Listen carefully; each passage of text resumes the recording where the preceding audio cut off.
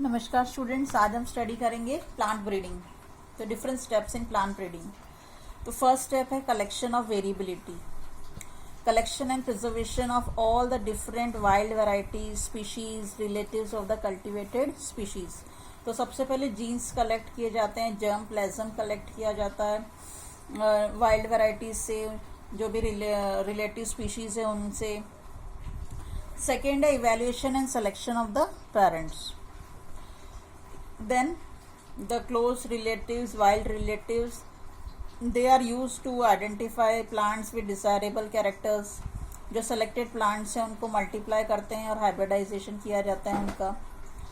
Then third step है cross hybridization among the selected parents।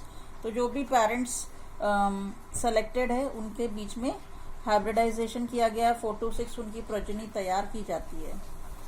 Fourth step selection and testing of superior recombinants. Selection process important process है क्योंकि इसी से हमारी objective जो है वो पूरी होगी और जो भी इवैल्यूएशन का प्रोसेस है वो पूरा होगा।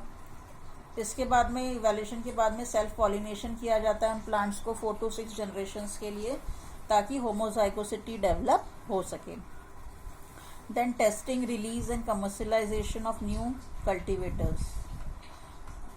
देन जो भी प्रोजेनी तैयार हुई है उनको रिसर्च फील्ड में ग्रो करते हैं, डिफरेंट क्लाइमेटिक जोन्स में ग्रो करते हैं, रिसर्च फील्ड में रिकॉर्ड की जाती है उनकी ईल्ड, उनका growth, and then it is release for commercial production और it is given to the farmers for growing in different climatic zones. The next topic है हमारा green revolution, crop protection.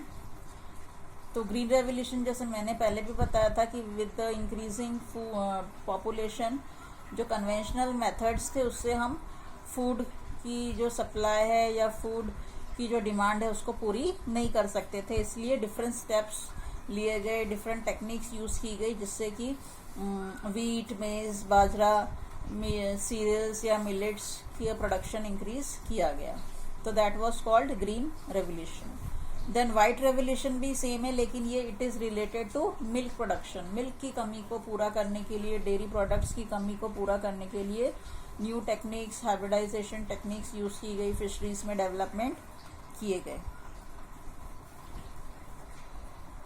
Then कुछ wheat and rice की varieties develop की गई India में, so that high yielding disease resistant plants were develop. In 1963 Sonalika and Kalyan Sona, जो कि disease resistant high yielding varieties थे, ये इंट्रोड्यूस किए गए वीट ग्रोइंग बेल्ट्स में इंडिया की। देन राइस वैरायटीज की अगर हम बात करें तो IR8, ताइजांग नेटिव 1, रत्ना, ये कुछ वैरायटीज़ है जो कि इंडिया में डेवलप की गई and they were semi dwarf varieties, better yielding crops. Sugarcane में saccharum barberi and saccharum officinarum, इन दोनों को क्रॉस किया गया डिसायरेबल क्वालिटीज़ के लिए। सैक्रम बेरीबेरी जो थी ये नॉर्थ इंडिया में ग्रो की जाती थी और सैक्रम ऑफ्सिनेरम जो थी साउथ इंडिया में ग्रो की जाती थी। तो बेरीबेरी में जो स्टेम होती थी शुगर केन की, वो ये कह सकते हैं हम कि ज़्यादा थिक नहीं थी और उसमें शुगर कंटेंट जो था वो कम था। और सैक्रम ऑफ्सिनेरम को नॉर्थ इंडिया में ग्रो नहीं किया जा सकता था, लेकिन उसमें disease resistant quality, sugar content जो था वो अच्छा था, इसलिए दोनों को क्रॉस किया गया and new sugarcane variety was develop with desirable qualities. Then millets में मेज, जवार, बाजरा, इनकी नई वेराइटीज जो कि रेजिस्टेंट हो वाटर स्ट्रेस से, हाई यील्डिंग, वो डेवलप की गई। Then plant breeding for disease resistance. Disease resistance के लिए प्लांट ब्रीडिंग की गई, तो उसमें कुछ स्टेप्स थे, सेम एज प्लांट ब्रीडिंग ही थे।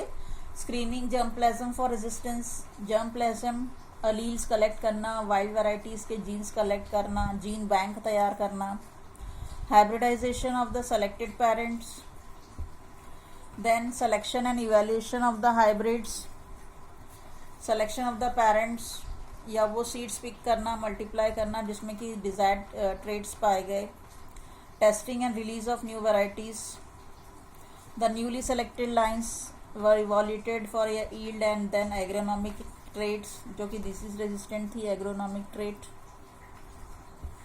तो यहाँ पर ये चार्ट देख रहे हैं आप, जिसमें कि क्रॉप का नाम है, वैरायटी है and it is resistant to the disease. ये चार्ट जो है वो इम्पॉर्टेंट है।